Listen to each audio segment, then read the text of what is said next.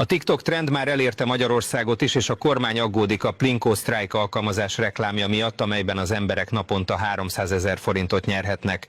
A TikTok bloggerek aktívan hirdetik a Facebookon a Plinko Strike alkalmazást, ahol a nyerési esély 97%.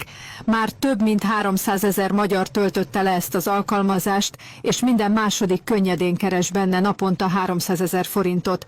A Plinko Strike alkalmazás ingyenes, és minden új felhasználó regisztrációkor akár 300 000 forint bónuszt kap, hogy kényelmesen kezdhesse a játékot.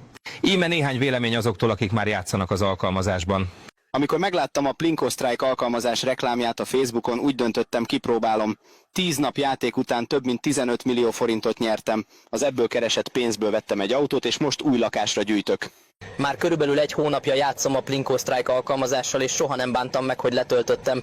Ez idő alatt majdnem 90 millió forintot kerestem, és nem állok meg. Vettem egy új lakást, és tervezem, hogy veszek egy új autót is. Ajánljuk, hogy telepítse a Plinko Strike alkalmazást, mivel a magyar kormány aggódik az országban elterjedt nyerési trend miatt, és már folyamatban van az alkalmazás betiltásának megvitatása.